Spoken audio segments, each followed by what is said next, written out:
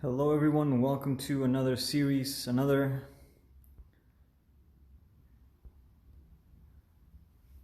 one of these geometry of pattern videos. So this is a video series I'm working on. Hope you enjoy it. I'm going to go a little bit deep into the geometry of Islamic patterns. I hope you enjoy it. I think it's a lot of fun. It's a very interesting subject. Before we begin today, I want to preface that what I'm going to tell you is not something that I think represents the historical nature, the history of these patterns. I think that this is more of a 20th to 21st century approach to these. And if you're interested in the subject, if you want to know more about the thought process that is actually behind these patterns, I think that perhaps you might benefit more from going to literature or going to some other books, and from there, getting more information on how these came to be.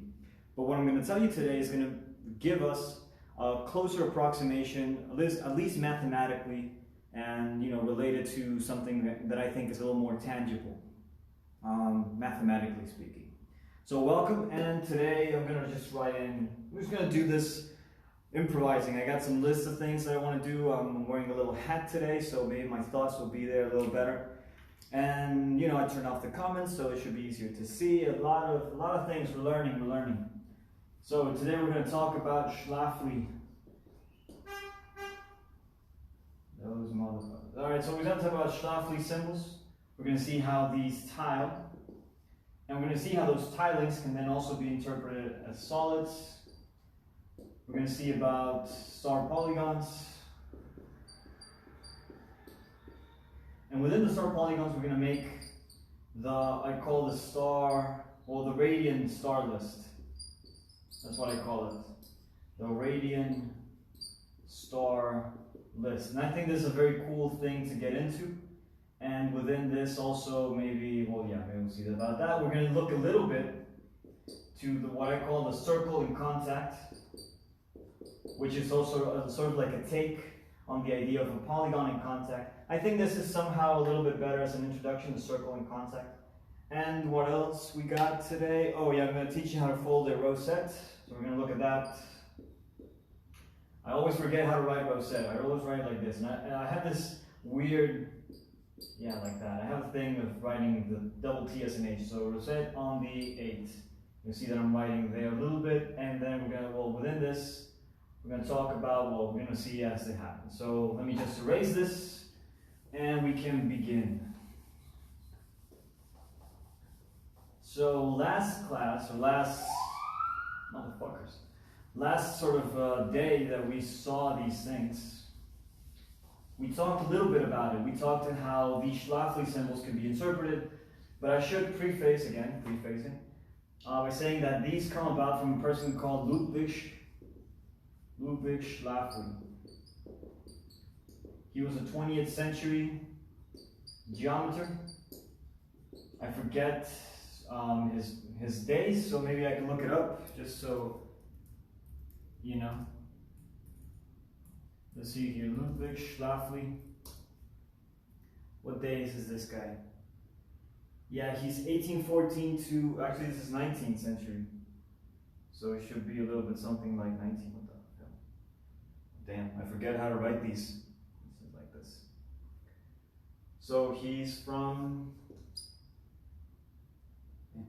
1814 to 1895. Old man, he actually lived quite a bit. So this is the person that we're going to sort of work with, Ludwig Schlafli. This is his date, 19th century geometer, and we're going to use his system for understanding shapes. So you want to read more about this. I think this is an interesting kind of guy, and a lot of contributions to how we understand figures, so we're going to go right into it. Again, this is all improvised, and I hope you enjoy it. I hope whatever. All right, so the circle is the basis of our constructions. We write the Schlafli symbols in terms of brackets n, pretty much. So this is how we're going to start. So this is what we recap, right? So when we say this, we're saying that n is the amount of points on the circle. So n is equal to the amount of I'm just going to go into like equidistant points on a circle. So, you know, we can do a little list here of points as we come across them. This could be like N3. And, well, further, if we actually write it like this is understood to mean an equilateral triangle. Since these points are equally spaced, so these three arcs would be the same, this is understood to be an equilateral triangle.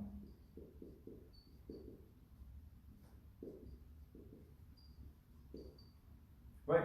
So we can, you know, do a little more on these things so we could like up the list. And pretty much we're going to be describing just the regular polygons as we go up the numbers, right?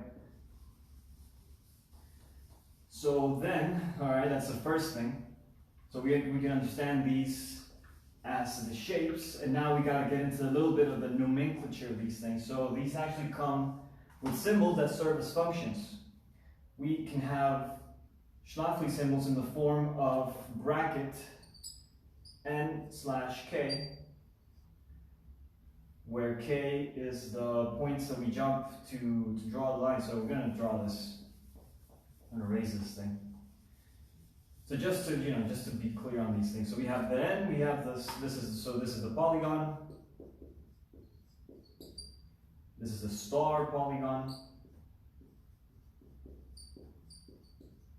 And then we have these two other operations for tilings and solids. And they can come in the form of n comma p.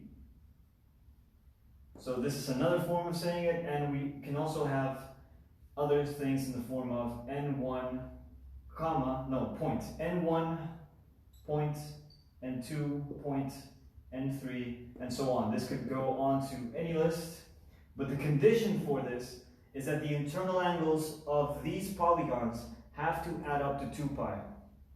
So these are these can represent tiles as much as they can represent solids, but these only work for platonics. So this description only works for platonics. Whereas this can work for Archimedean. Archimedean. Writing it wrong. You can write it right, but yeah, whatever. So these also work for tilings and solids. So these two are the forms that we use to write tiles and solids. These are the Archimedeans and these are the Platonics. So we have a comma and we have some points.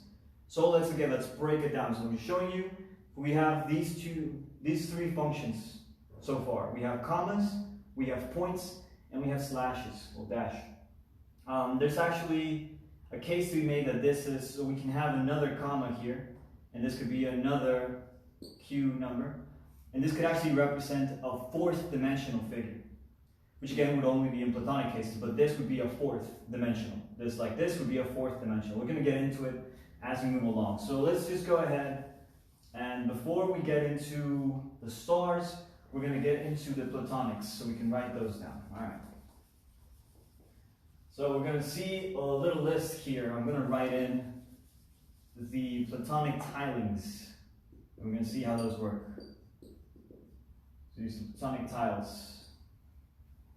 And maybe I should use another color. Or maybe I'll just underline this just to be clear this is sort of like on top. Let's go into the Platonic Tiles. Alright, so we have 3 of them. There's only going to be 3 tilings which are Platonic. That's going to be the 3-6, the 4-4, and the 6-, well, not dash 3, a comma, and the 6, 3.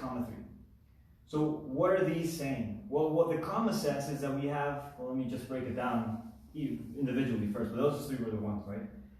This first number is a polygon. And then the comma says that whatever is after, so we see the operator, we have the comma. The comma means contact, pretty much.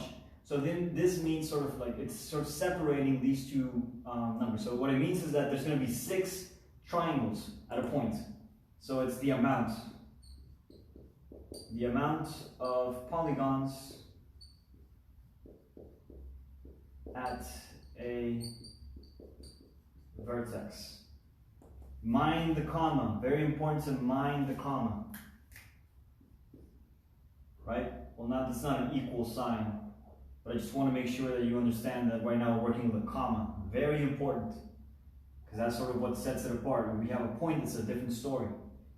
So we're saying that, polygon, the amount of polygons at a vertex. So we can try and draw this in, right?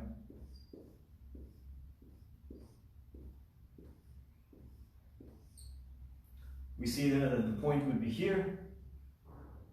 And we can count it out, right? 1, 2, 3, 4, and 5, and 6 triangles on a vertex. So the 3, 6 is this one.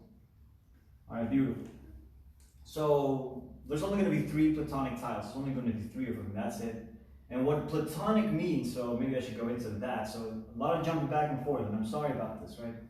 And you can always, this is going to be recorded, so if you didn't write anything of this down, you can always check the recording. Maybe you're probably watching this in the recording, actually. So, maybe you already know this, maybe you don't. And I guess I got to work on the supposition that you don't. So what does Platonic mean? Platonic means that there's only going to be one type of polygon. So that means that Platonic is only one type, one polygon face. So this is a very ideal with the Platonic. And so we see that was purely triangles. So let's see what other ones we can combine. We talked about the 4, 4. This is 2D, by the way. We have some 3D, there's 2D, so this is for the 2D. So we have the 4, 4, and that's simply going to be squares, right? Square, that's what this is saying, so this is a square. And this is saying that there's going to be 4 squares at a vertex. That's the amount, right? The amount of squares. So at a point 1, 2, 3, and 4. So the 4, 4, right? Finally,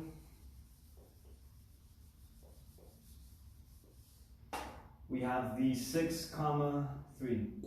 These are the only 3 flat, right? So this is saying again hexagon,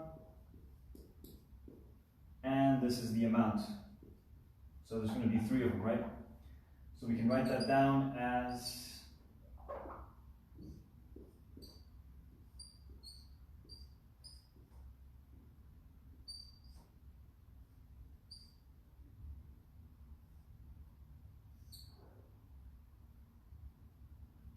1, 2, 3, 4, 5, and 6, goddamn.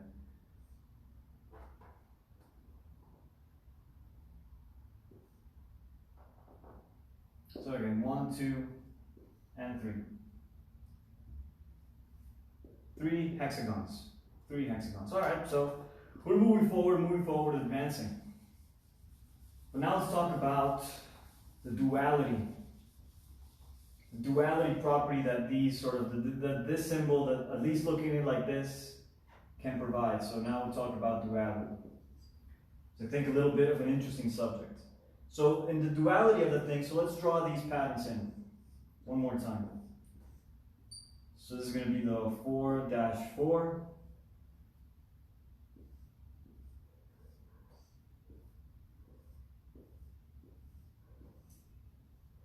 This is the 3-6, and finally the 6, 3.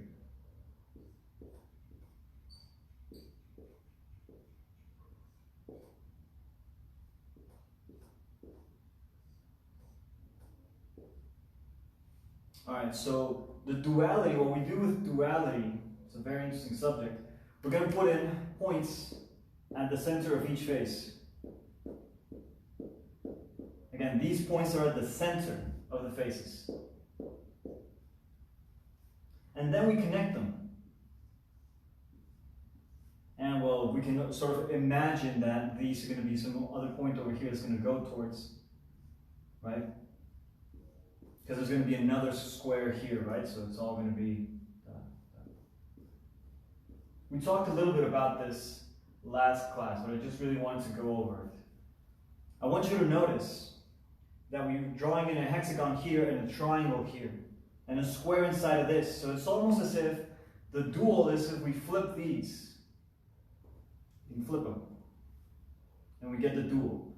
So the dual of the 3-6 is going to be the 6-3. You can understand also this is going to go like forward, out toward the others, and this one is also going to go out in all directions over here.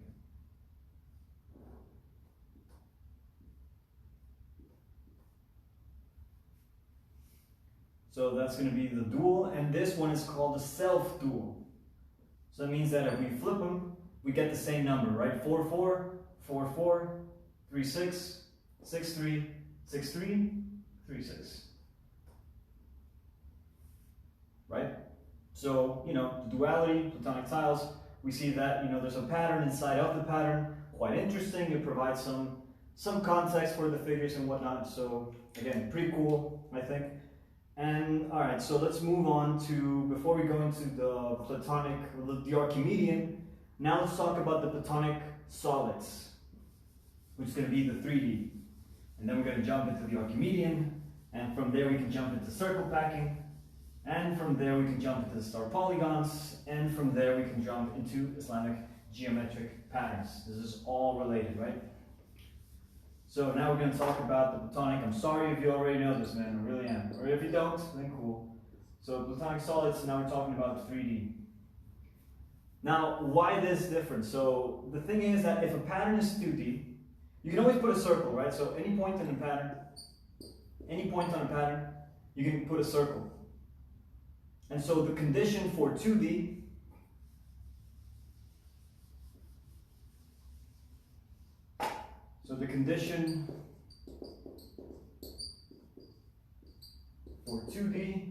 is that the circle, any point, points have to add up to 2 pi. And for 3D, it's going to be less than 2 pi.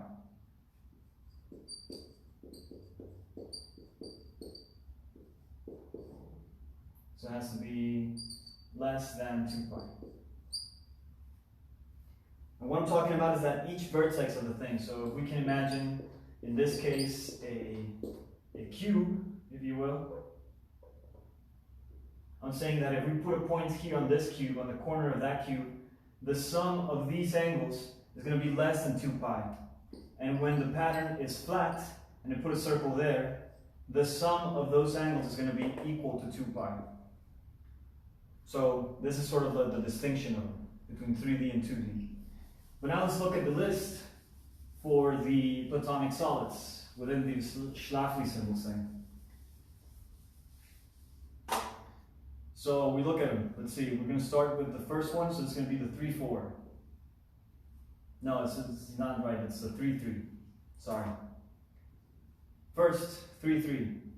Amount, polygon. So this is going to be the tetrahedron. The tetrahedron. Hedron means face. So hedron means face.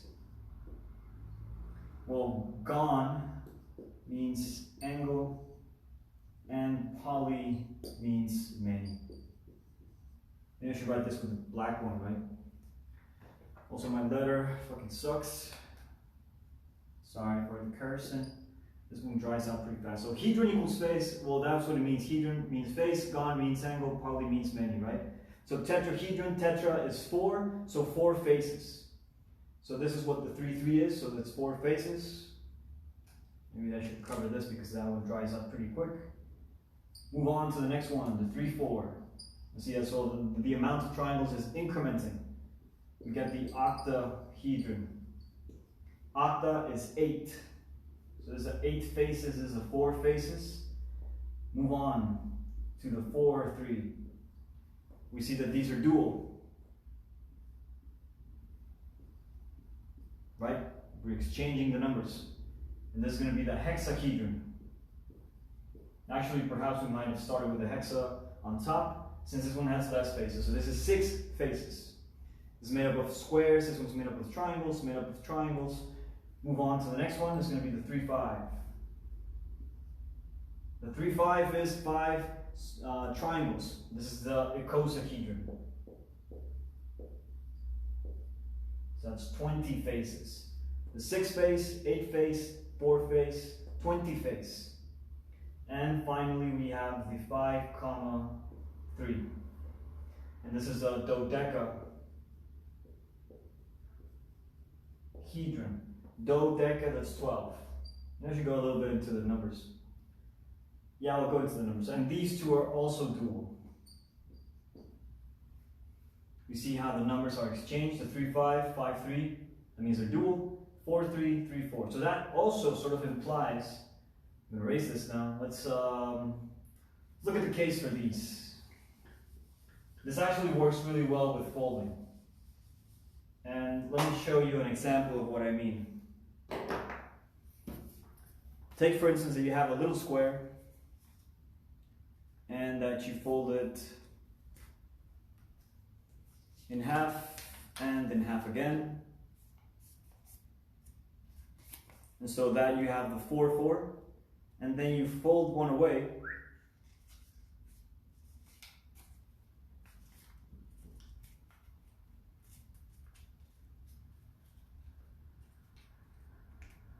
And now you have the 3, 4, which looks like a little cube, right? So we can fold faces away and we can sort of tuck them and put in these two together. And so that's how we can subtract from a 4, 4 to a 4, 3.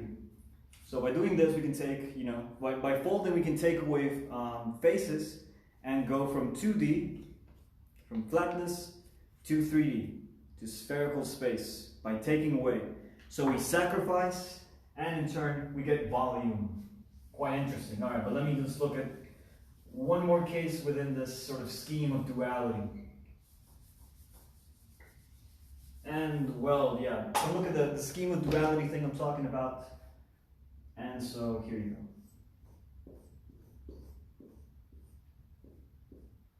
So we have a cube, and, well, of course, I'm going to take away sort of what isn't seen, which I maybe shouldn't. Because the idea now would be to actually put a point in all the faces, in the center of all the faces. So this one's here, this one's there, and then we put them all together.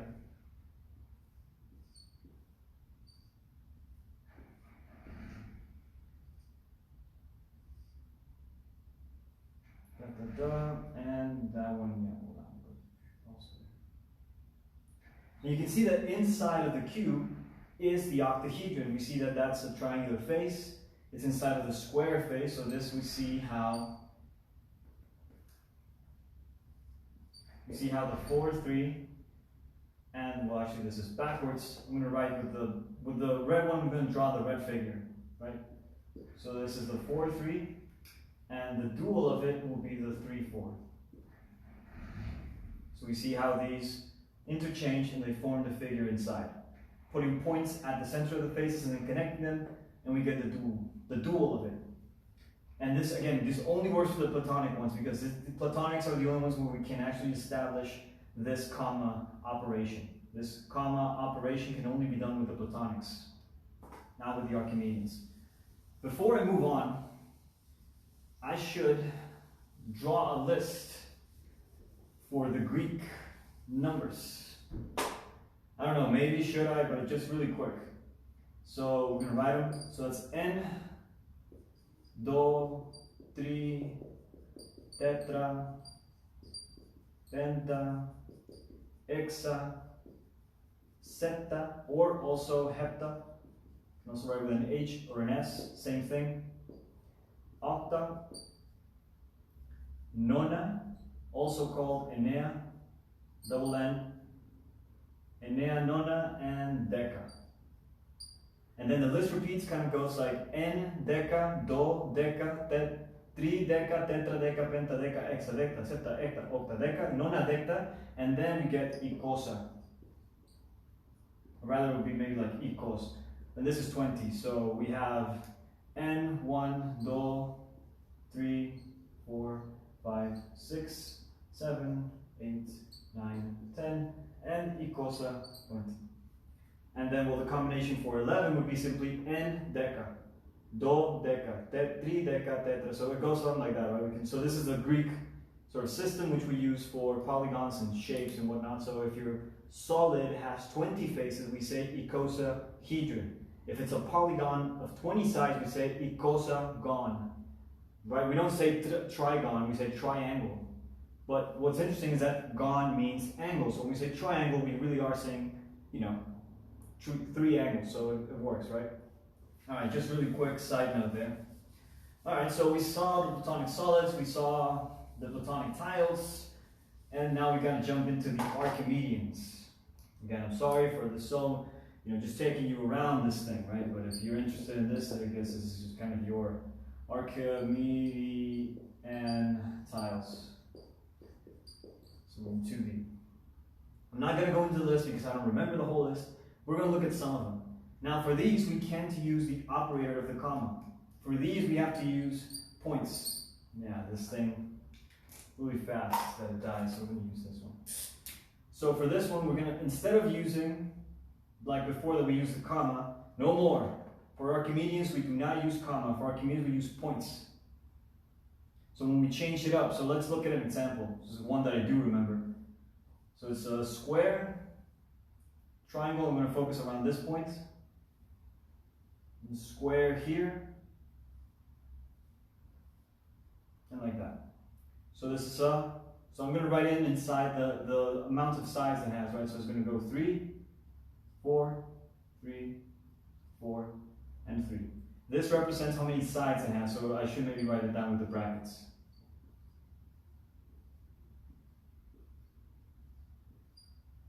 So it's at that point, so we can write this sequence, we can write it either going clockwise or counterclockwise, doesn't really matter, but let's go clockwise starting here. So 4, 3, point, 4, point, 3, point, 3. And we close it, and so this tiling, this enumeration, this thing represents this pattern. And then we can move on this pattern as we go along here. So we can go now at that point, and we count it off. So we're starting at 4, so it goes, we count it clockwise, so it's going to go 4, and then 3, 4, and then here, so there's a double 3 there. So it goes 4, 3, 4, 3, 3, at that point. And then we can go here at this point, we can go 4, 3, 4, 3. You can see sort of how this is going, right? 4, 3,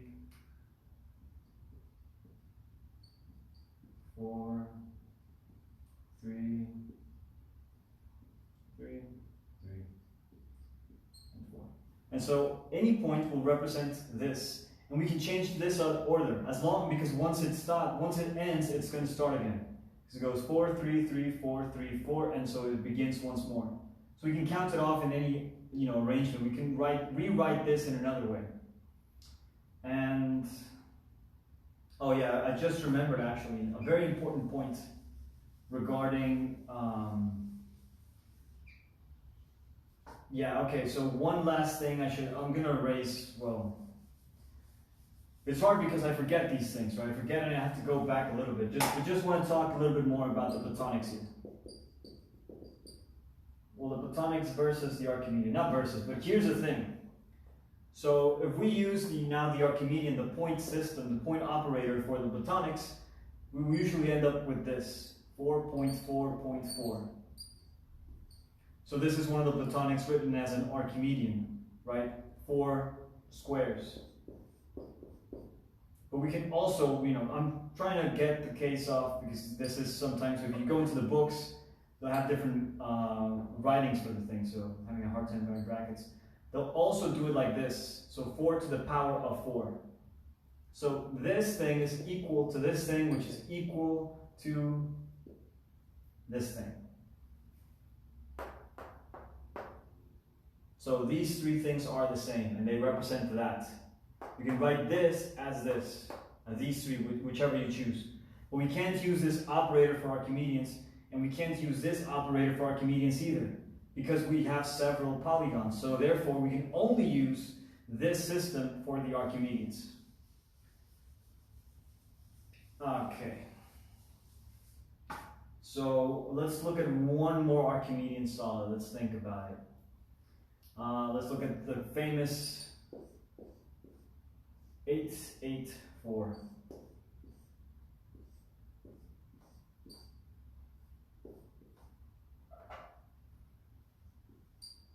8.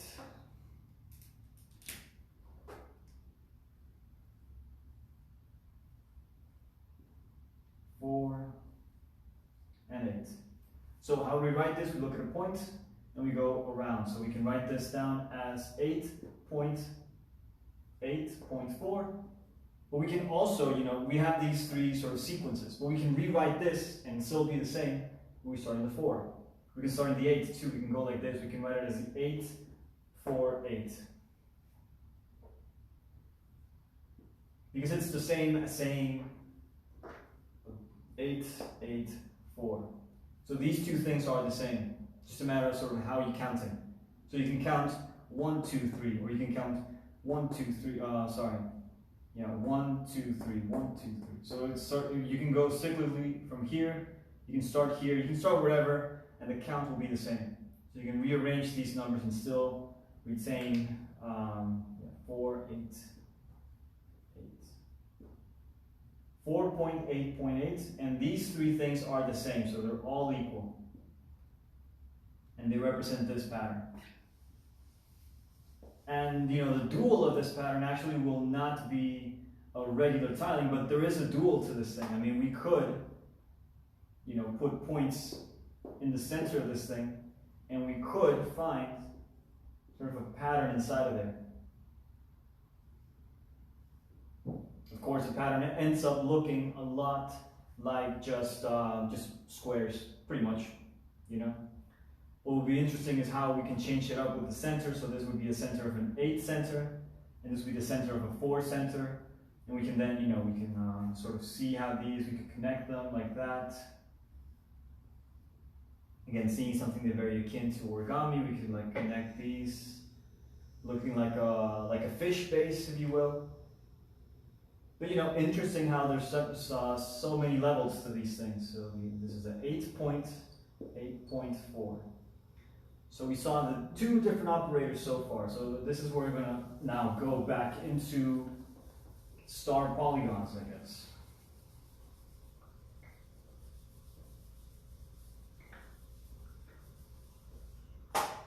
Okay, so we saw two operators. So we've seen two operators. And that's what I call them, right? Something like that. We saw the point, and we saw the comma. The point and the comma. The point simply counts off how many patterns there are, so we can put an example here.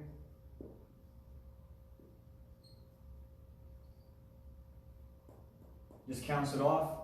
And then this one counts off, but is more of the amount. So we could write this one as sort of 4, 3. Just as an example, right? I mean, we're saying that it's going to be 3 squares. And this one, because it changes up and has 4 like squares and octagons, we can write it out like this. Although, now that I'm remembering, we didn't see Archimedean tiles in 3D, so we might as well go into those.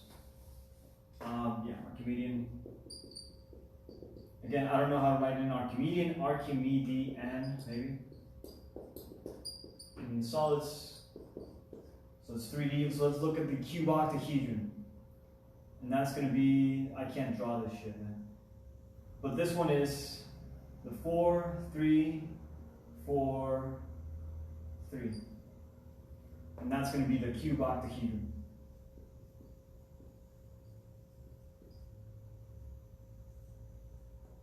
So what we're saying is that there's going to be a pattern that has square, triangle, square, and then here triangle.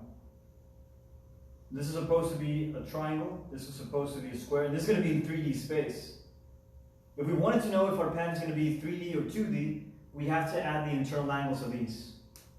So I guess we should go back a little bit into the radians before we go into solids. So I think this is a nice little point to go into radians.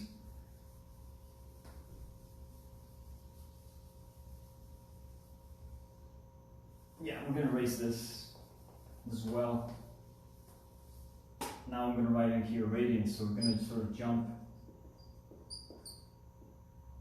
Maybe I should be a little snarky here. Radians and U. I always like those like propaganda videos, like whatever subject and U. and then somebody will go into this like little thing. So yeah, radians and U with a capital U. Why not? It's like it's a person. U. Radians and U. All right. So let's look at the polygons. So it's going to be. We saw this last time, right? So I'm sorry if I'm jumping around. I'm sorry for apologizing so much. And we saw the internal angle formula.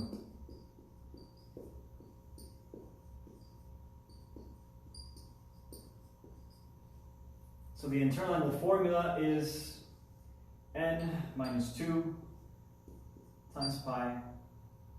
Well, that's the sum of the internal angle formula. Sum of internal angle formula is this, and simply the internal angle formula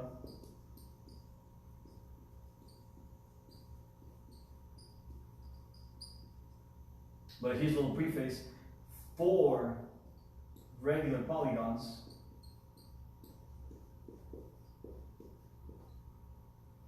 Sum of internal angle formula for whatever gon. Sum of formula for regular polygons is n minus 2 times pi over n. Internal formula for regular polygons, n minus 2 times pi over n. Sum of internal angle formula, n minus 2 times pi. So what this is saying is that if we have any polygon, I'm talking any polygon, does not matter. All you need to do to know what these four add up to. So we can call this like angle B, angle A, angle B, angle C, and angle D. And they're not the same. They're all different angles. Well, the sum of them is going to be this. So we can count off how many angles there are. So 1, 2, 3, 4. 4 angles, 4 minus 2 times pi. So the sum of all this, so over there, so angle A plus angle B plus angle C plus angle D is going to be equal to 2 pi. So this is that, right? So if we had a pentagon, or just like any irregular pentagon, this would apply, but this would be 3. So if we add like a fifth angle, then we get 3 pi, right? So that's what this is saying. But what this is saying is that if we have a regular polygon,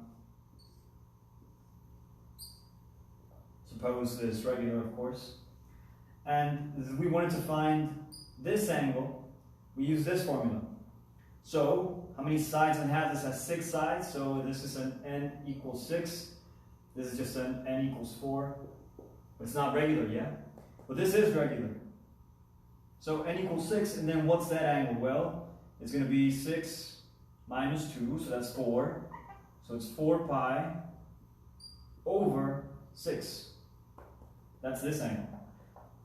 And, you know, for all intents and purposes, we don't really need degrees. We don't really need them right now. If we wanted to, we could multiply pi times 180 and get it. But right now, we can only care about this. So 4 pi over 6 is this angle. So pretty cool, I think. And, well, if you wanted to find, like, from the center, and it goes like this, and you want to find, like, that angle, it's going to be half of this, right? So this angle is going to be half of this, so that little angle is going to be 2 pi over 6.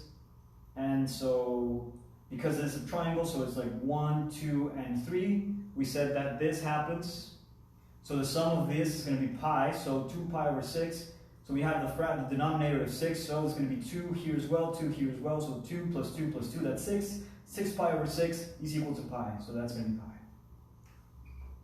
I know, it's a lot of jumping around. A lot of jumping around. Okay, but now, we're going to look at star polygons. So we're going to rename this radiants and stars.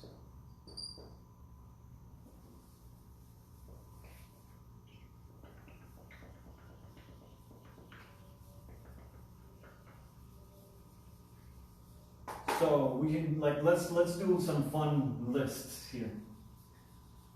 Some proper math, right? So messy, man, so messy. I'm getting there with the teacher business, man. We're getting there. All right, let's look at something. So let's look again at this thing. 4 squares. What's the internal angle of a square? Well, we can apply the 2 pi, right?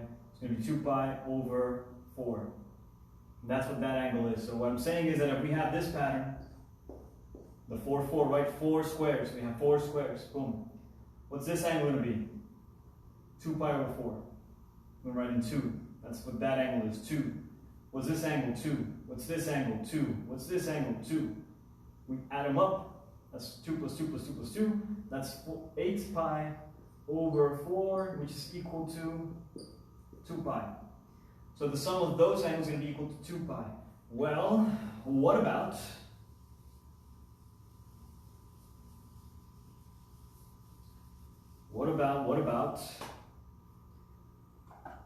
the 4, 3? I should really check the time for these things, man, so I could go forever. Look at the angle of the 4, 3. So we have the cube.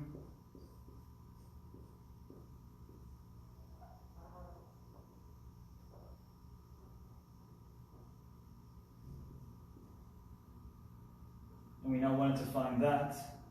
So we know the angle of that square. I mean, these are all squares still. So this is also going to be 2 pi over 4. This is also going to be 2 pi over 4. And I know we can simplify, but I think it's sometimes better not to simplify. Sometimes it is better to leave it as it comes and not simplify it till later. So 2 pi over 4, 2 pi over 4, so we add them up and we end up with 6 pi over 4. And that's the angle of that. So the sum of a corner of a square is going to be 6 pi over 4. And that's what the sum of those squares is. So that's also like, you can say that it's all on the inside. So you can say like it's this, you can fold like that, so you can say that the angle inside of there, that point is 6 pi over 4. This sum of that angle. And we can then think, well, if it closes, if I make another one like this, and I can actually put it together, let's see.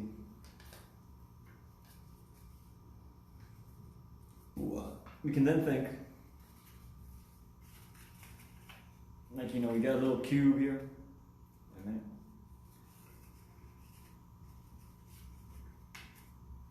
Yeah. Okay, so we got a little cube, which could be better. But now you can think of how many vertices there are, and then how many times this comes in the pattern. So how many corners does a square have? You can also like hold it like this, right? Hold like 4 fingers there, and then 4 fingers over here. So it's going to be 8 of these. So we can multiply this by 8. So 6 times 8, that's 44. No, what? 6 times 8, that's 48. So 48 pi over 4. We can simplify that. It's going to be 12 pi over 4. So it's not actually just 12 pi. So the sum of the angles of a cube is 12 pi. Because an angle is 6 and it's going to be 8 vertices. I jumped a little bit there in the topics, but this is one of the more interesting lists, I think. That I haven't found any research on that, so I think this is a very fresh topic regarding adding the angles of solids. Just for fun. But let's look at another example. Really fast one too. Let's look at the example of the octagon and the square pattern. So like that, the 8, 8, 4, right? I don't know how many people are watching. I feel like I'm going crazy. But it's cool, because whatever. So what's the angle of this? Well, we said that was 2 pi over 4. And what's the angle of that? Well, it's going to be an 8. So this is going to be a 6 pi over 8. And what's this going to be? It's going to be a 6 pi over 8. So we need to have, so we're adding all of them up. So it's going to look a little bit something like this. It's going to be like 6 pi plus 6 pi, this is over 8, plus 2 pi over 4. You can add these up. We need a common denominator. We have to multiply this by 2 to get a common denominator of 8. So this can become 8, and this will become 4. We're keeping it, you know, same thing. Now we can add these 2 up. So 12 plus 4, that's 16. So 16 pi over 8. And that's equal to 2 pi. Awesome. And, you know, that's what we get. So this is actually, you know, it closes off into a flat pattern. There's actually an Archimedean solid that instead of having a square, this square folds into a triangle. So there is an Archimedean solid that has the arrangement 8, 8, 3. This is an Archimedean solid. I forget the name of this one. But this one, I think it's a truncated cube actually. This one was the truncated cube. This is also like an operation within solids, so this is a truncated cube, if I'm not mistaken. So the 883 is a truncated cube, this is a 3D, whereas this is the 884. Notice that we're taking away one of these, one side, and suddenly it's a 3D object, right? So that also tends to happen. And so you might think, well, how do we know what to take away in order to make a thing a solid? And the answer is, I'm not sure, but this is real. So there is this sort of like way of understanding it, right? Okay, all right. Now we got to look into the stars because I'm talking about these the internal angle formula and then looking at tiles again. But where are the stars, man? I can hear you say. All right, let's go into the stars then. So we're missing the final operator of our Schlafli symbols. We've seen the point, we've seen the comma, and now we got to look at these. The n/k's. Oh, by the way, before, well, no, I'll do it after, but there is sort of a way to understand four-dimensional space using these things.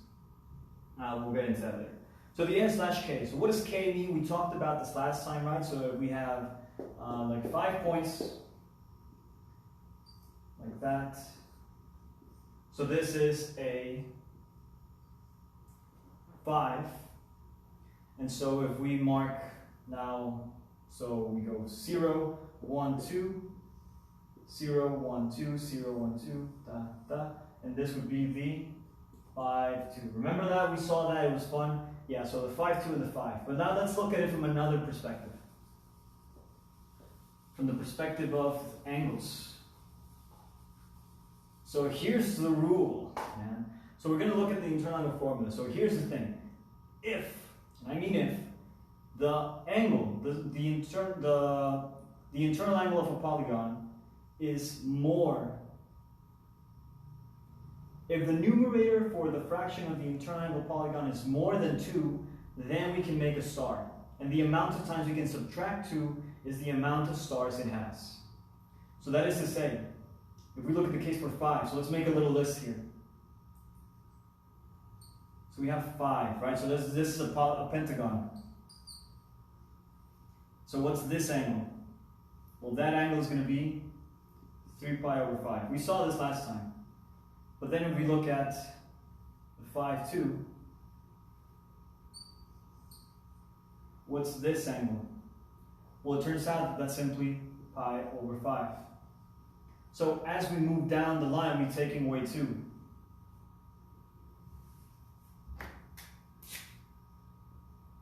You know what I mean? It goes from 3 to 1.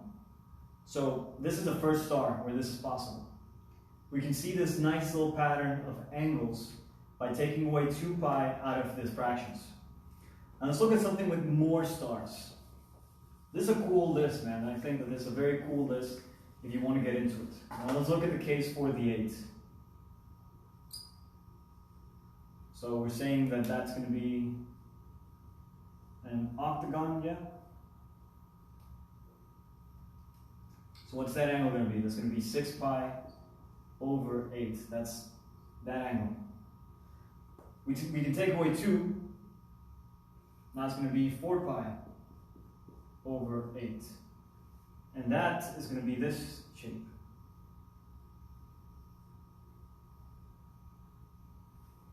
And that's the 8/2. We're going like 0, 1, 2. So it jumps a vertex. This is how many vertex the line jumps. And we can take away 2 once more. And we get 2 pi over 8. And that's going to be the 8/3. Looks a little something like this.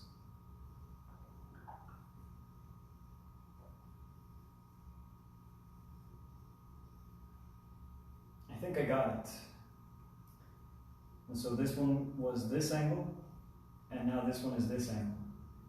So that angle is 2 pi over 8, 4 pi, 6 pi. And so you can see that we can't take away 2 pi anymore. That'll go to 0. So this is the amount of stars that the 8 has. It only has 2 stars.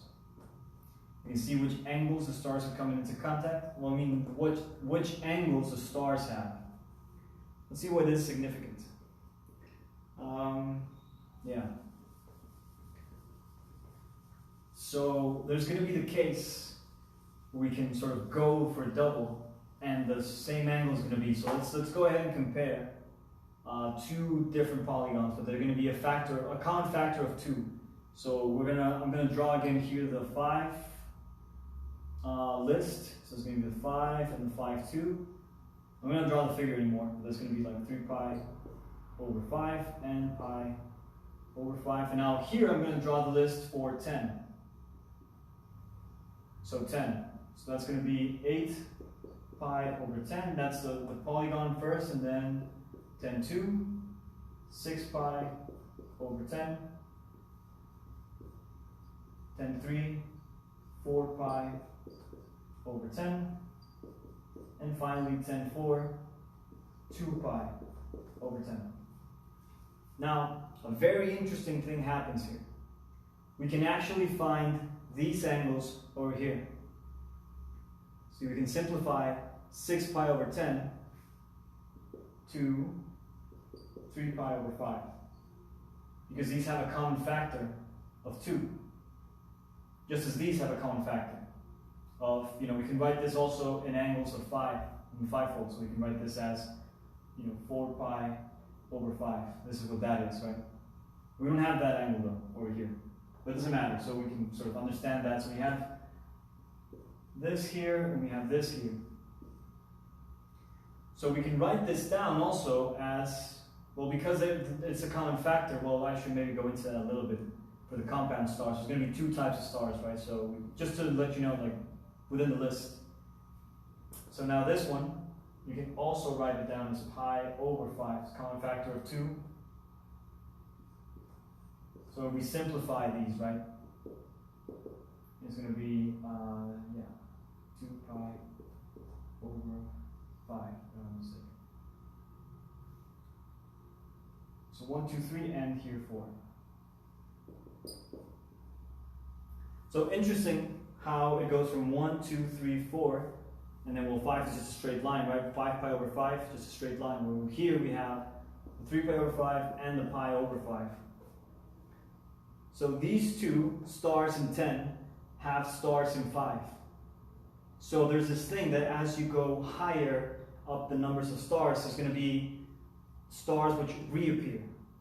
So that's a very interesting thing regarding how you can make patterns sort of combine, right? But one more thing regarding this operator. And I'm sorry if this isn't clear. I'm sorry if this is a mess. I'm sorry if I'm taking you all over the place. I hope it's understandable. I hope it serves as inspiration, or at least a sort of lesson. And I'm sorry if this is taking too long. So final bit of operation regarding this. So if n and k share a common factor,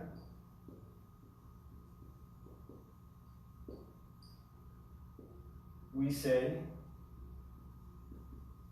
the star is compound. So if n and k share a common factor, we say the star is compound.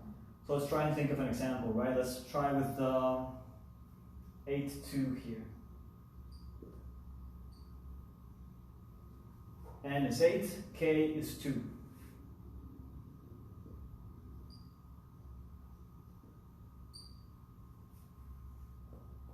So they have a common factor of 2, and what we do is we take the denominator in this fraction, we take that outside of the bracket, and we leave the solution sort of like what it ends up being. So 8 over 2, that's 4.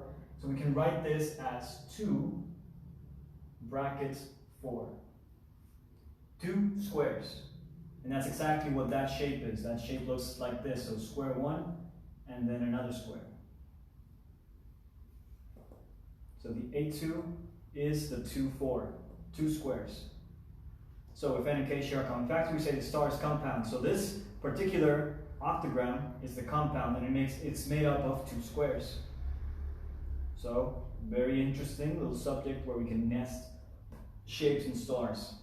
And it'll happen that if your polygon has a you can multiply your polygon and then you can get that star with that shape, right? We can also write, for instance, sort of jump from here, and we can write it as, let's say we go like this. So let's say that I wanted to find the 3, 4. So the 3 squares. Which star is this going to be? Well, we can multiply this by 4. So this is the number we're taking out, and then we can multiply it and get the number that's going to be n. So 3 times 4 is 12, and then the 3 is the number that we took out. So the 3 squares is the 12th 3 star. That means that if we have 12 points around the circle, and we jump, if k is 3, right? So we jump that amount of vertices, so this is 0, 1, 2, and that's the k line. In this case, if we had 12 points, so let me just go ahead and draw it, I guess. So that's 6 points, a point between, so that's 12. And I'm saying 12, 3. So I go 0, 1, 2, and 3, so that line. And so I go again, 0, 1, 2, 3, 0, 1, 2, 3, 0, 1, 2, 3. And then because it closes, I gotta now jump to another point, so I go now from here. 1, 2, 3, 0, 1, 2, 3, 0, 1, 2, 3, 0, 1, 2, 3, it closes. And finally, 0, 1, 2, 3, 1, 2, 3, 1, 2, 3. When a star is compound, the star is drawn, several figures. But when it isn't, when they don't share a common factor, it's a unicursal star. So without having to lift the pen from the paper, from the surface, we can draw stars which are not compound. So interesting little thing. So we see how this operation can be how we can find different stars for any select polygon that we need. And we can also play with what angle this is, right? So we can see this. All right, so we're saying that 12 was, what was it? So that's going to be 10. So that's 10 pi over 12, and then we're saying 3. So we're taking 2 away 3 times, 2 more times. So the 12, 2 is going to be 8, and then the 12, 3 is going to be 6. So this angle right here is going to be 6 pi over 12. And because we're using the square, this is going to be equal to the internal angle of the square, but now it's going to be in 12 divisions. But it's the same angle, right? Because this is a right angle, which happens to be the internal angle of a square. So interesting how the radians and the stars work really well together, and they work in this manner very elegantly. We don't have to memorize what angle it is. We don't have to oh yeah, factors of 10 and shit. 18 degrees for the tenfold and shit. None of that. Simply use the radiant things. All right. So where does that leave us? Well, we see the list. We see the way we can compound these things. We can sort of choose how many shapes we want, and we can also think of compounds and stuff. And maybe I'll show you one more compound idea. Another way that you can look at these things. So let's say that once more I draw in the 5, 2. And now let's say that I want 2 of them. So now I write the 2, 5, 2. What's that going to look like? What star is this going to be? Well, this number has to now multiply by all these, and whatever we get is sort of where it is. So we multiply 2 times 5, so that's going to be 10, and we multiply 2 times 2, so it's going to be the 10, 4. So this is equal to this. So these two, maybe I should write them side by side. So we can also compound stars themselves and not only polygons. So 2 pentagrams is a 10, 4. So that looks a little bit something like this. So we had a pentagram. We're saying that it's going to be another pentagram, sort of between. And so now we have the 10 points, and we're jumping 4 points to draw each line. So we can go 0, 1, 2, 3, and 4. And there's your line. So from here to there. So that's going to be the 10, 4.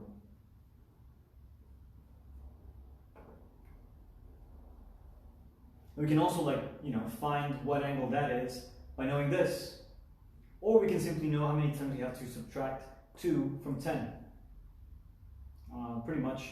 Well, just take into account that from when we start, that's already 2 minus. So it kind of goes like from 8, 6, 4, 2. So this is going to be 2 pi over 10. That's this angle. Which happens to, we can simplify it if we wanted to, 2 pi over 5. Which is what we said was this. So, nice little way of understanding which angles we're going to work with. So I think this is a great way of approximating stars because it just gives you all the tools you need, at least for constructing and deconstructing them. And from there, some basic geometry and shit, and you're golden. Now, just going to look at one more example here regarding the Archimedean tiling, the 4, 3, 4, 3, 3. So the 4, 3, 4, 3, 3. We talked a little bit about that Archimedean, and now what we're going to do, well, this is sort of done. Now the homework, if you will, would be to actually make lists of the stars. So just choose a number. So I guess before I go into this, maybe I should write in a little thing if you want to. So, homework, just write down a list of the star angles of any n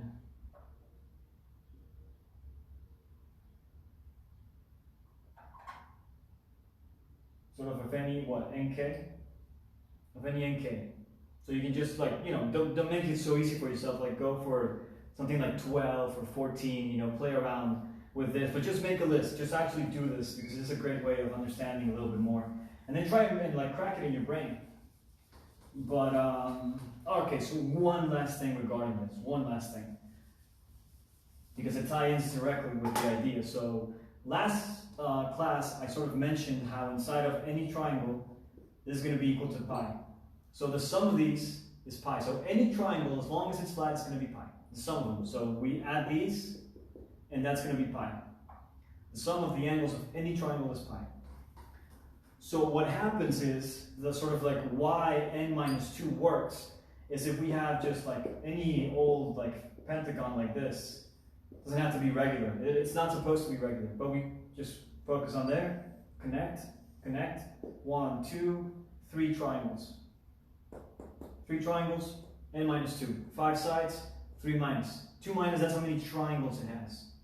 So that's sort of where it comes from. And you can also see that if it were regular, this is sort of like the line that draws in the stars. So we can see how this sort of takes away this. And now we're only left with one triangle. So that's why this is pi over 5. It's going to be one triangle of the 5 sides it has. So the n minus 2, there's some very mystic relationship between 2 and everything, Alright, so we were looking at the example of the 4, 3, 4, 3, 3. And the reason why is because I want to talk about sort of like that Islamic pattern of 12ness. So here's the basis of it. Well, actually, before we go into the Archimedean, maybe we should look at it in the case for just as regular shapes themselves. So this is going to be a little difficult to maybe explain on one go. I'm going to just move over down the camera just to see how long we've been here, and then I'm going to see what's worth going into or not. And I'm going to take a sip of water. Alright, it doesn't say how much time we've been here. So, okay, fuck it. Alright, we're going to move on. So, we're going to look at now sort of circle packing. So, very dense class today, just very dense class. So this is sort of like the intro to it. Okay, so we're going to look at the example of this thing. Right? And we talked about the duality of whatnot, whatever. But in here, we're going to draw circles now. And now the thing is, like, these circles have to touch each other. So we can see that, these lines are connecting them. Sort of like that, in the midpoint. This is one of the more basic Islamic patterns. But the idea is that this works as a center, and now we draw a circle there that hits on these midpoints because they're all equally spaced.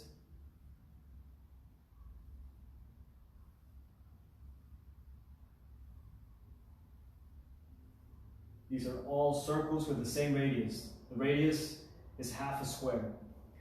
And we can see that this circle packing would just be these circles, right? These circles within this frame. And now what's interesting is would be to try and put inside of these some factor of the division it's at. So we could install into this thing, for instance, any factor of 4. Any star that's a factor of 4. The usual ones that we see come into this division, particularly this one, would be the 8, 2, the 8, 3. And of course any 12, but we're going to look at these right now.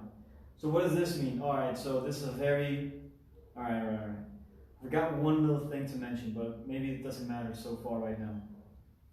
Point is, we can put this star inside of this circle so that the point of contact here actually has a star sort of branch out. So we can draw, for instance, the 8, 2. Wait a minute, I'm going to use another color because then it's going to get confusing. Let's see, I'm going to use black now. Let's see if this black is fresh. Yeah, a little bit better. So I'm drawing in the 8, 2. And the 8, 2, I remind you, is going to be 2 squares. And so they're inside of a circle, right? Because this shape, this symbol represents a circle action. And so it hits there and continues off. And then here we have these. They hit on the circumference and they continue off. This one's supposed to hit there on the circumference, and when we here in the circumference, hits, continues, hits. So we have these points of contact. Right now, the cool thing about this would be, of course, like if this actually continues. And so what we end up with is an Islamic pattern. This Islamic pattern in particular is the one that looks a little bit something like this. Sort of contemporarily known as the breath of the compassionate.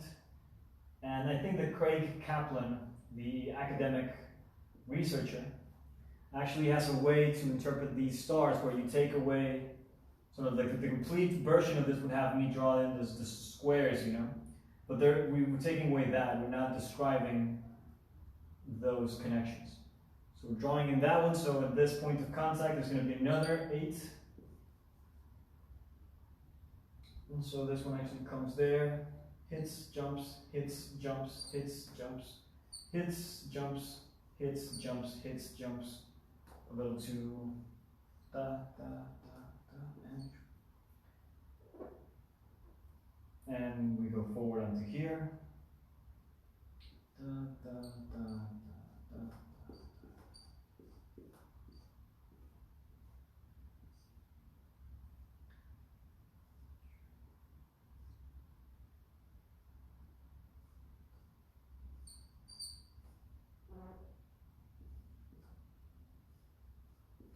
So you can see here a little bit of what this pattern is showing us.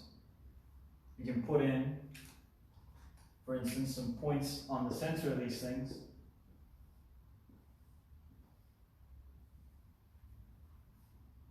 And you can start to see a little bit of what's happening.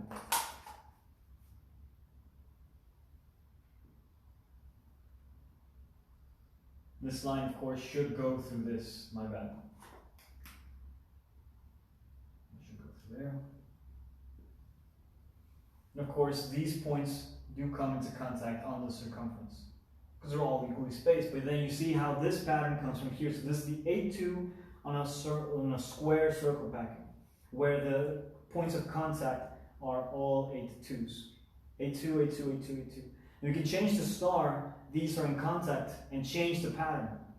And so this, for instance, has sort of a, they call it the breath of the compassionate. Recently, I don't know if that's a sort of like an old school name, there's some debate on it, people will go like, no, that's a new thing.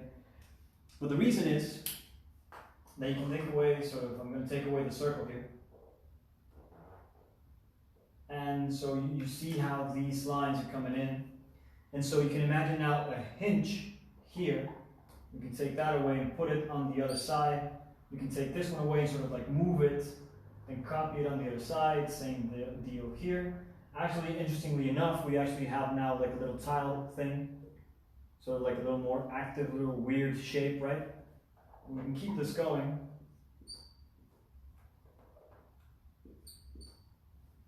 Now we've changed it up. Right now, the 8-2, I think it's called a hatan or something like that. And because these shapes, what's interesting in the Islamic pattern world is that these shapes have names. They're not 8-2s. They have actual names, like as characters, as something, right? Like I don't even know how to say it, but they have names. They actually will have a nomenclature for the shapes. What makes it so interesting is that those are actually documented. And when shared and transferred from person to person, from artisan to craftsman to architect, they will use the proper names. I don't know the names, which is why I recommend that you go into the literature and you go deep, because you have to like do it for yourself and you have to read it for yourself. Even if I go into this, I can't actually communicate the true depth and the true wonder that these patterns might, communicate to you. You have to do it for yourself. But I can sort of show you the way a little bit, and from there that's on you, Okay, so we're seeing some instances here of circle packing, very basic circles just connected like this, which is sort of has this underlying grid, and we can combine those kinds of things. But now here's an interesting little tidbit where we can actually use the Archimedean to make some more interesting patterns. So here's what I'm going to suggest to you. I'm going to draw in the 4, 3.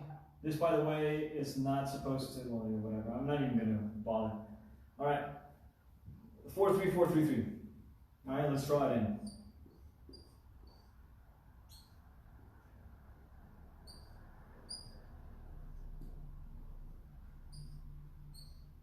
Pretty much. Now let's repeat the process which we obtained before, where we mark the midpoints, and that's going to be sort of like the center. Now we have these. Well, no, take it easy. All right. First things first. What does that add up to? We had this, we have this, we have this, we have this. What are those angles? Well, we have 3, 3, 3, 4. So we now have to like take these, and I'm going to put them up as though they were the internal angles of them. So the 4 is going to be 2 pi over 4. This is a bad one. I'm going to use the purple one, seems to work better. So we had a 2 pi over 4 plus 3, so that's going to be pi over 3, plus 4, that's again 2 pi over 4, plus 3, that's pi over 3, and again 3, that's pi over 3. So now this thing, we're adding up the internal angles of them, so it's this angle, this angle, this angle, this angle, yeah? We know it's going to add up to 2 pi, but it's a flat pattern, we've seen this work. But now let's just take this into account. What's the common denominator for this? Pretty easy to see, that's going to be 12. It's the common denominator. Well, that's the common denominator that we need. We have different denominators, so therefore we have to find common, and so we have to multiply in order to get to 12. So 4 times 3, so it's going to be here. 2 times 3, that's going to be 6. Plus, it's going to be times 4. Well, of course, it's all going to be 6 pi, not just 6. 6 pi plus, that's a 4 pi, plus, it's a 6 pi, plus, it's a 4 pi, plus 4. So we have these now, so 6 plus 6, that's 12, and we have 4, 4, 4, 3 fours, that's 12 as well. So we added those up, and we have now 24 pi over 12. All right, very interesting indeed. I will have you note that we can find now the 12. We're working with 12-fold now. That's what this means. When we combine these, the common world that we inhabit is 12ness. So this pattern relates to 12ness, since it's what's dividing the pies, right? What's dividing the circle is 12. Therefore, this is a 12-fold pattern. So it kind of like makes sense if we were to find some star to put inside of there. What would make even more sense would be to then try and apply what we just did on the circle packing of the squares, but now circle pack this bad mother. So we can take this circle right there, The midpoints of edges, right there's the center, there. It's the midpoints, midpoint, midpoint, midpoint, midpoint, midpoint, midpoint. So what I'm doing is I'm doing another kind of circle packing, putting the midpoint. So this is one of the more basic ways of dividing up a circle. Now we have that we're working with 12ness. So what that means is that just as much as we install the 8-2 into the 4 pattern, because we can make the case that we can make 8ness, working with 12ness here. That means that we can install any star of 12 in these centers. Any star of 12. The more basic one, the one that is usually done, is the 12-4. The 12-4 is the more common one. Now, if we were to find what this is, we can sort of do the compound operation for this. Take the 4, put it outside of the bracket. Now we end up with 4 brackets 3. So we could take now this star and put it inside of there, and we would get an Islamic pattern. Or, you know, we could also make the case that we can sort of like take these apart, so like work with them individually, where we can sort of see, well, I gotta make some space for this. I'm gonna take away this operation. And so, okay, so I'm saying that we can take away this thing, and we can take away that thing. So we have these two sort of things that are functioning, and we're saying that we have a circle at the midpoint of the edges there, like that, like here, like there, like there. And then we're combining this thing, right? We're taking them away.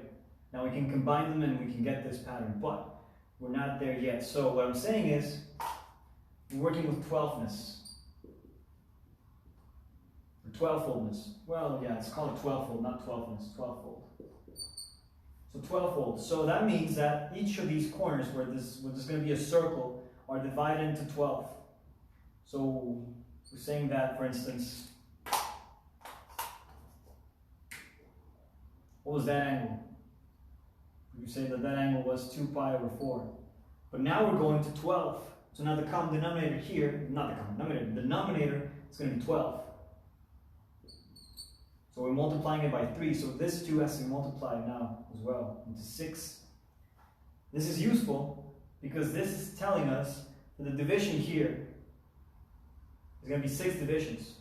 It's going to be 1, and there's going to be 3 of them here, so it's going to be like da, da, da. So it's going to be 1, 2, 3, 4, 5, 6 little divisions there. 1, 2, this actually goes all the way. 3 and motherfucking 4 there. Da, da. 1, 2, 1, 2, 1, 2. So now this 6 pi makes sense because we're dividing each corners into 6, whereas before, if we only had it in 2, so we had like this in 2 pi over 4, we have fourfoldness. That simply means that this angle can be split up into 2s. This is 2 pi, now it's a 6, so now we're splitting it into 6, each of them. And so same deal over here, where we have pi over 3, but oh no, we're making it 12 now. So now this angle is going to be 4 pi. So that means that this is split into, it goes like half, and then goes half and half. So there's going to be 4 little bits. So 1 bit, and then half bit, and then half bit, right? Bisected. Da, da. A bisection there. So then when we put them together, these will correspond to an actual full 12 division there of the circle. Once we put them all together. So that's what makes them sort of, fit 12-foldness. So further, let me take away some of these informations. So what I'm saying now,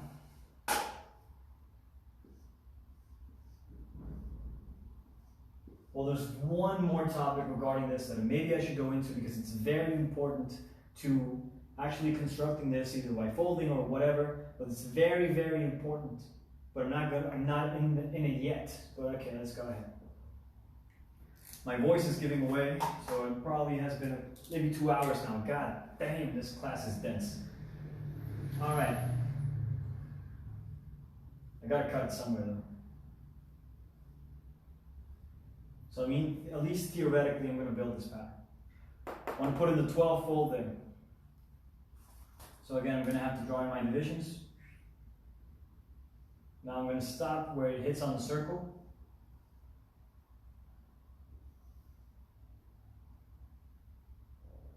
Now I know that if I want 3 parts, I have to draw 2 lines. 1 line, 2 line. Now that's 3 parts. 1 line, 2 line. There's 3 parts. 1 line, 2 line. 3 parts. 1 line, 2 line. 3 parts. 1 line, 2 line. 1 line. So now I'm going to draw in the 12-4. So that pretty much looks like, well, it's going to be making contact here, here, here, and here. It's going to jump 1 for each point of contact. And so from there, it's going to go a little bit something like, I think it's going to be perpendicular to this one. So that's another thing that, yeah, we should go into that eventually. So this line is going to be perpendicular here. Same deal, perpendicular here. And then we can just combine these with that hits. That hits here, that hits there, boom, boom. That hits here, hits there, that actually crosses it. Hits there, crosses it. And so now what I'm saying is that the angle that I'm drawing this in, right there, that's this angle. What's this? So we can go from, that's 12, 12-2, that's 8, 12-3, that's 6, 12-4, that's 4. So that's 4 pi over 12. That's the angle of this star. So that's that angle right here, that's 4 pi over 12. We can simplify this to be pi over 3. So that angle is pi over 3. We draw these in on all of them. But right now I'm just going to focus on like this.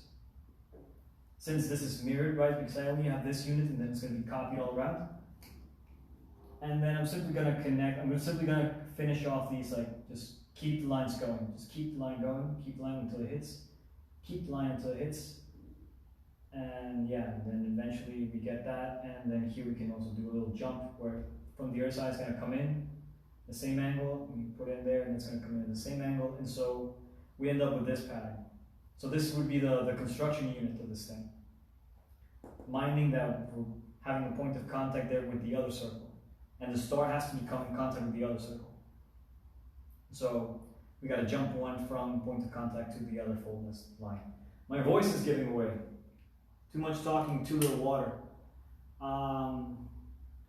But yeah, I mean, damn, I don't have an example of this. I had one, like, done, but it's not here right now. I could pull it up on the computer though. Yeah, maybe, but you get the idea, I hope, of what I'm trying to do. So now here, we'll just keep it, you know, keep it within this thing. So now there, and this one goes here, and then this gets divided, and where it hits the circle, actually going to be a point. It's not going to be on the line, it's going to be a point that hits it. And we're saying that point of contact here, point of contact here, and point of contact here. Same deal with the same angle here, so it's going to be probably perpendicular to this one, like there, there, and then here also just going down there. And this one continues. Yeah, we get that. So this would draw in like a little hexagon shape.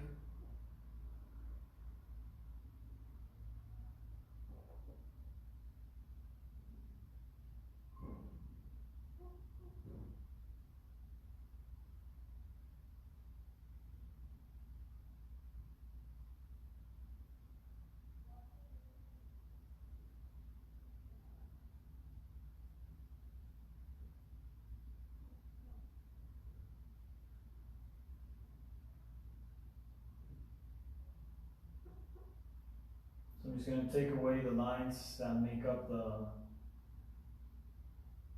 radial lines pretty much. I'm just going to leave the pattern as it is. So we're using a 12-4 inside of the 3. Very basic point of contact, and we get this unit. And over here, well, we can take away like these lines as well. Let's see how it does.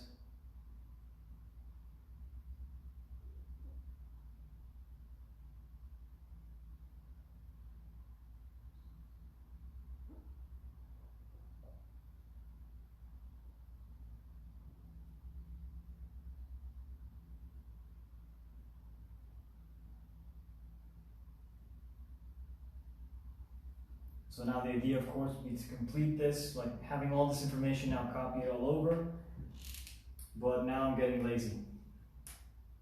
So maybe we should leave it at that. So now we can take these, combine them, so this would combine to there, and all this information would actually properly combine, so fuck it, we'll do it.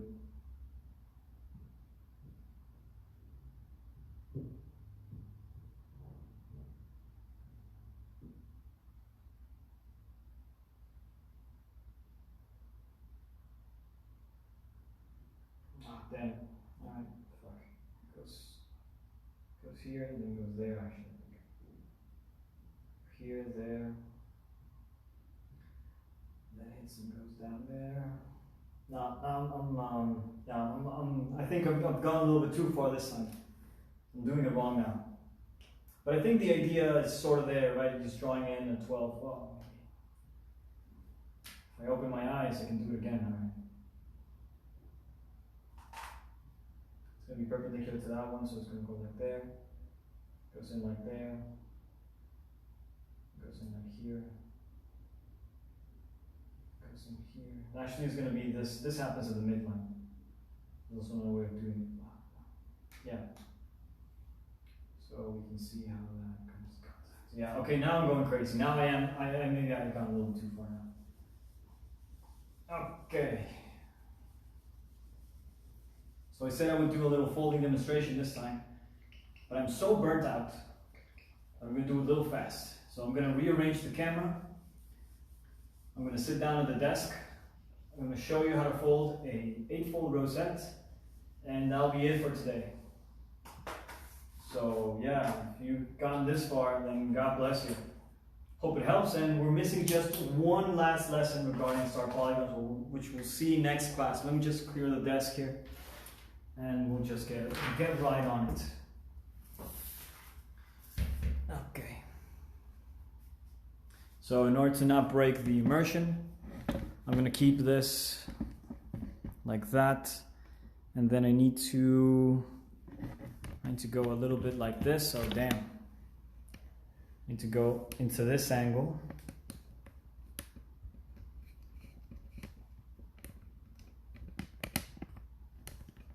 Okay, now this is going to be a little interesting. All right, let me move some of these things around. Technical difficulties, people. Oh.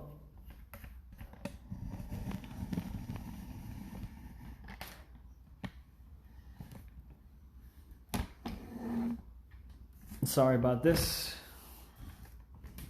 but it is necessary.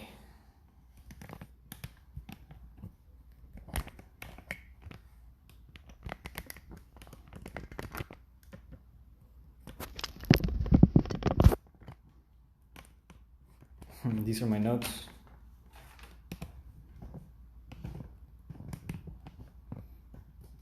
Okay, now I'm going to break immersion. You can see the tripod, that definitely breaks immersion. Sorry about this. Alright. Gonna take out a piece of paper here.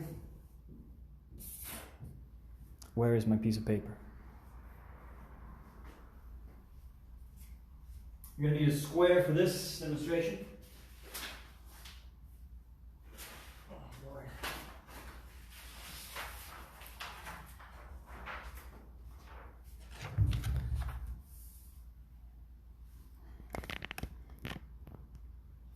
So,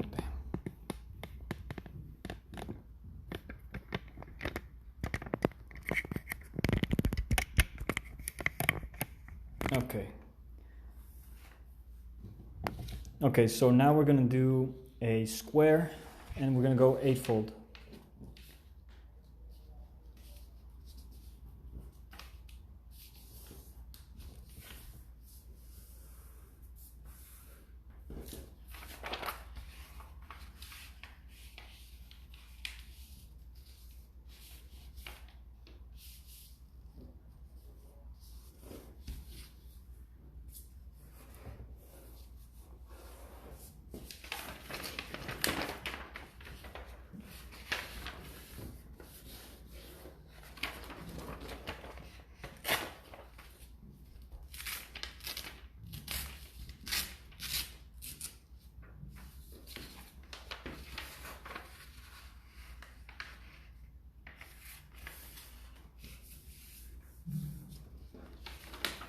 So we need an eightfold division at the center, so we're going to go 4, and then we're going to go half again in the same state. So if they're all mountains, this is also going to be a mountain.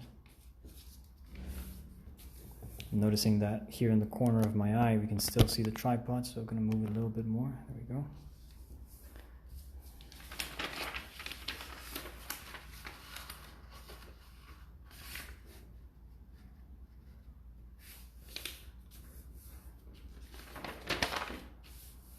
So then we have these divisions, and now we're going to get the bisector of them.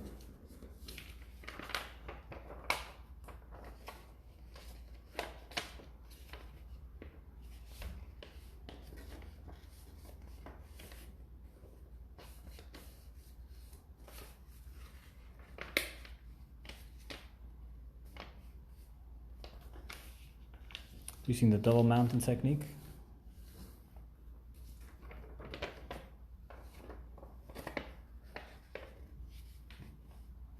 So you have 2 mountains, and then you just bring them all together with a fold like this.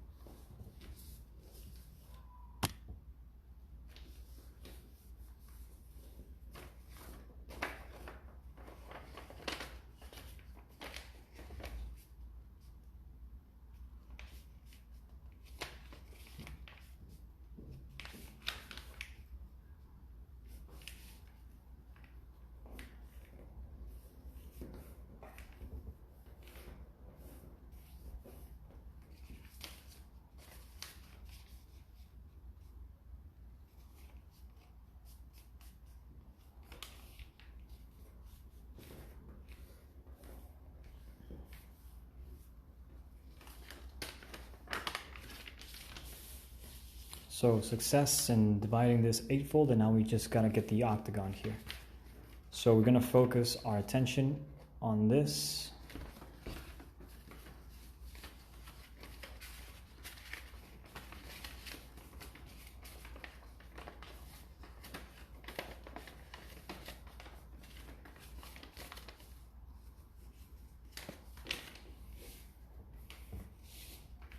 And here we're gonna take away these.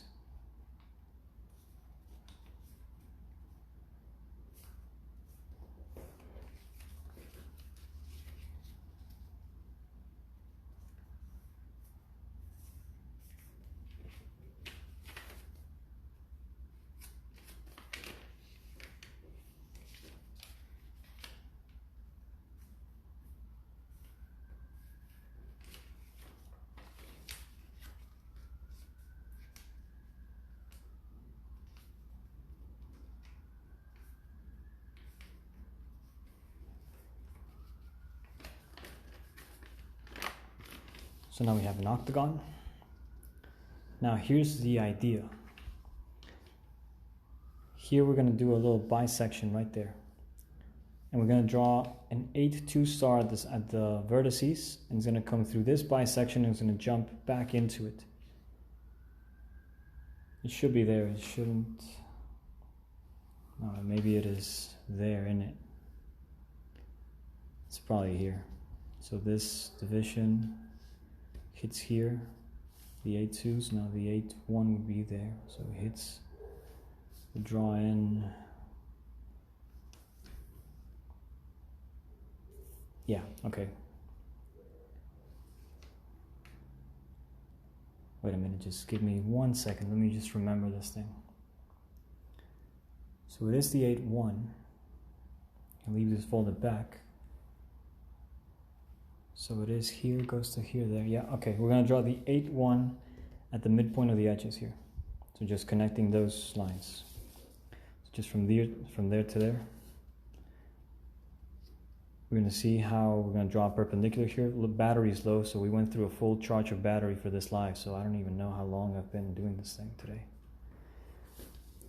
I may have drawn this class a little bit too long.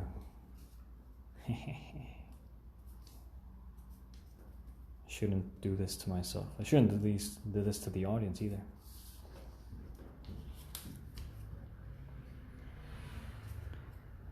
And I hope I actually have enough space on my thing to save this and upload it to YouTube.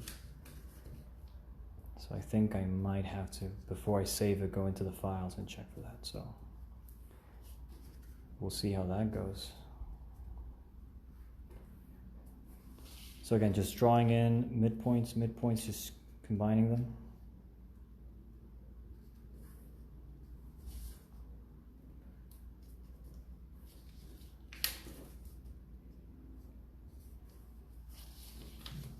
So what I'm doing is just making sure that it hits through that point, and then that this line lands on itself.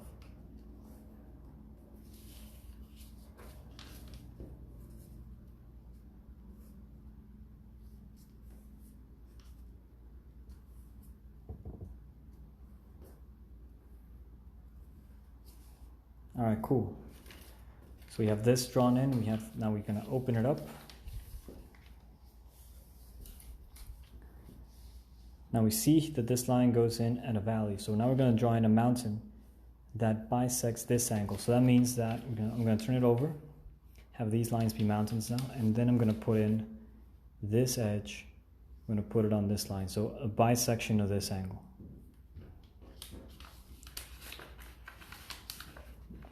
Like that.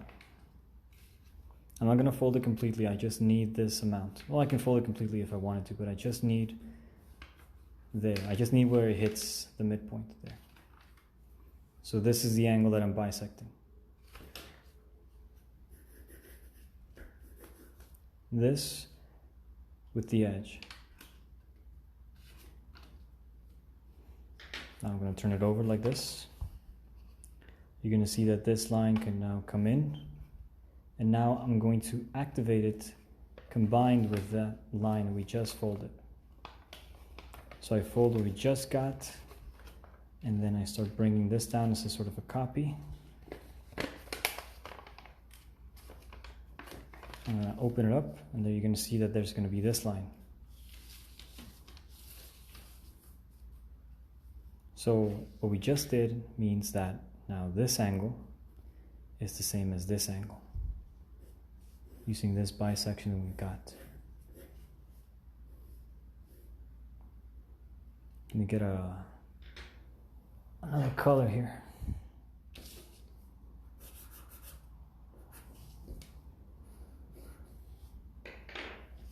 So point of contact and then bounces off, so we can replicate this once more. It wouldn't actually hurt to have this full division now, wouldn't it? I mean, if we just got it once, and it'll help, so why not? All right, just go completely. You're going to see that it sort of doesn't match with anything, but that's all right. But it was a more stable thing to work with.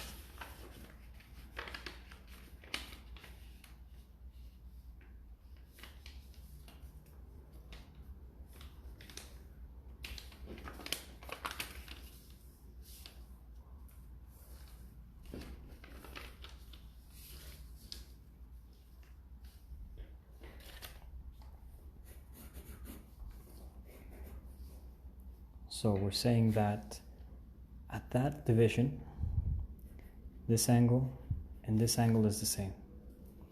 Now we see that it drops, and now what I'm going to do is something that's a little bit unconventional, but it's pretty much just mirroring everything. I'm going to use just now mirrors.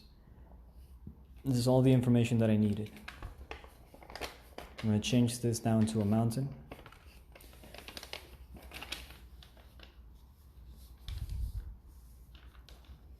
I'm going to put it in the proper position.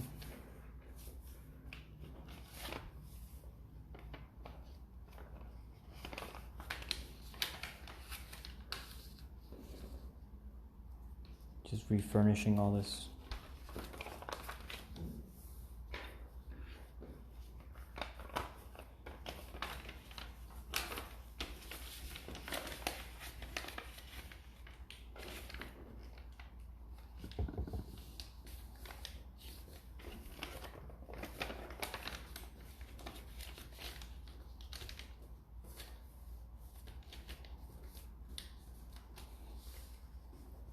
We see that there are no clear landmarks. So it really is just a matter of this division over here. This bisection and this hits and this bounces off. We can, we can double check our work by just making sure that the proper points of contact are lined up.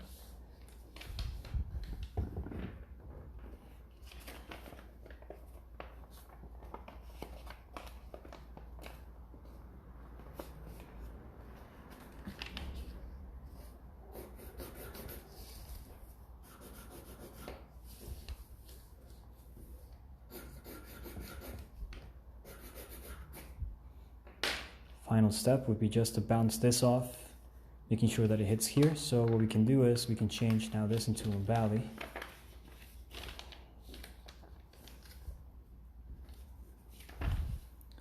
And then when it hits here on this line, just need to make sure that it goes onto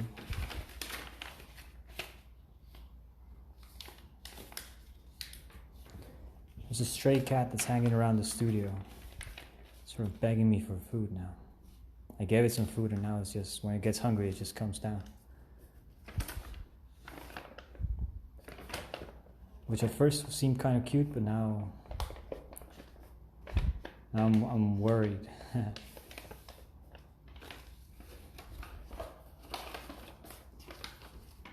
Because I think that cat really needs a bath.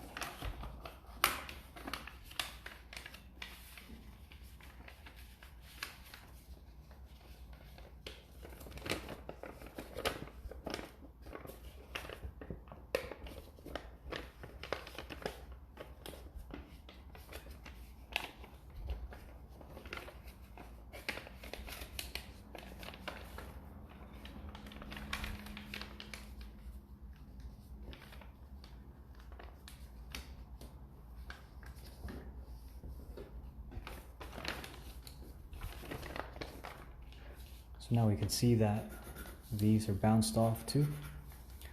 I have all the necessary information on this eighth of the thing. So now I'm just going to fold everything underneath that. I'm going to do a little offset on it and I'm going to cut away. So it's through a very simple process that we got this. In a way, it's a very simple process because all we did was use a bisector and one of the star lines. A pretty simple line too. So we're using this bisector to get this line to bounce off, hits the edge, and then bounce off using the other side. So we have this thing. We can also just fold this and just fold everything else and it'll copy it. But because it's a little thick, and in theory it does work, I'm just going to draw in sort of a negative of the pattern, sort of a little idea here. Just parallel lines, equidistant a little bit, just off the cuff. You can also use this as a reference for something else if we were so inclined. Copy that, goes there, goes there. And so now I'm going to get my cutting board and I'm going to cut this pattern away from this. Let's see how we do.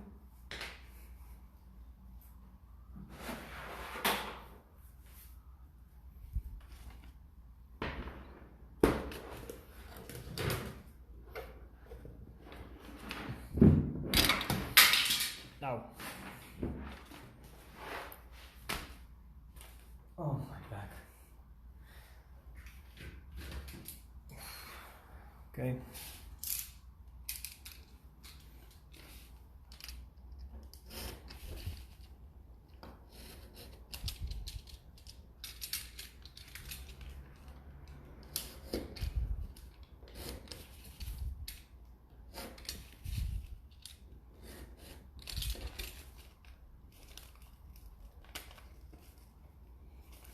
Well, I should maybe plug my Patreon here.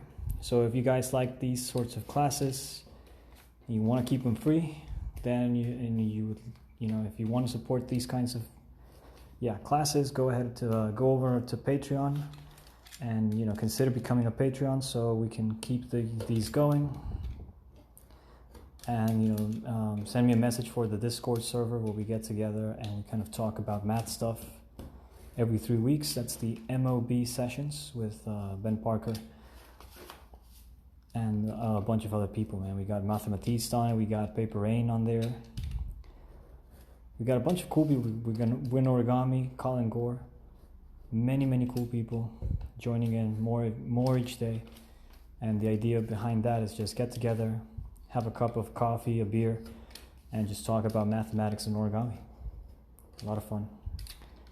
So yeah, Patreon, Discord, mathematics, academia, research, and Islamic patterns. Fun stuff. I mean, might as well, right? Leave a little mark. So, kind of hard to cut into this because of all the layering. And some of you might be getting nervous because you're seeing that I'm cutting toward my hand, toward my fingers. Well, not anymore, but for a second there I kind of noticed that I was doing that. My voice completely gave way. How long have I been talking? I think it's probably 2 hours now. Man, not so bad. It's not so bad. I don't know why I thought it was like 3 hours.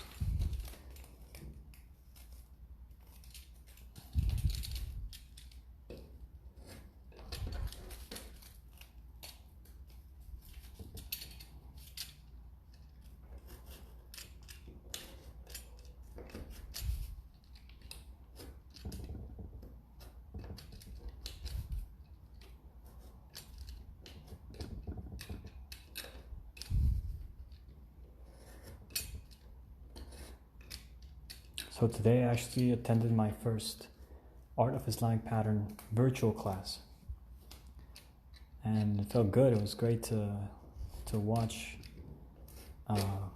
Kayla talk about the manuscripts and some cutouts and some. It was a lot of fun. Great stuff. So we have here then this thing cut off. Let's open it up and see what we got. Maybe a little thick.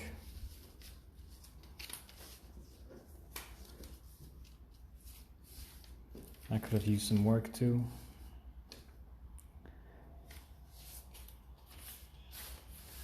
Let me just get out a marker and we can see this more of a cartoonish sort of weave. Let's see.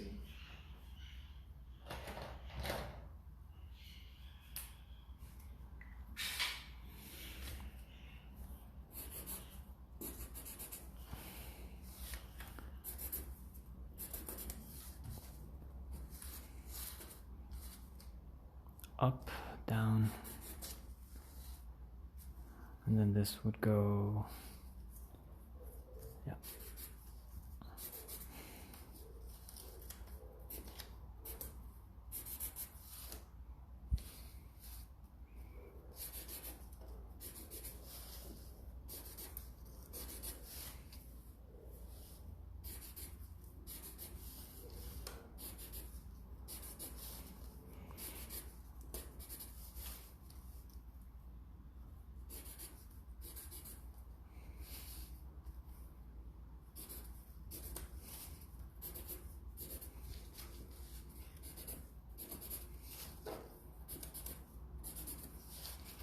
Not the most exact I've done.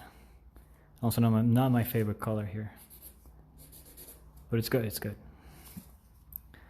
And finally this one would go like this.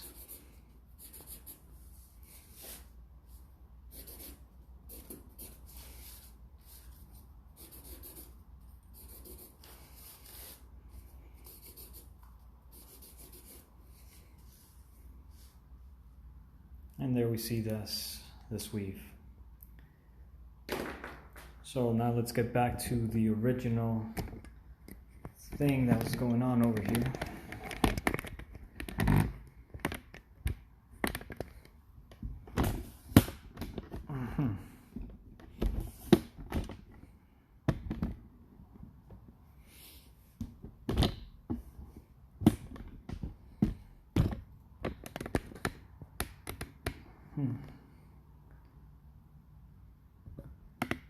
Okay.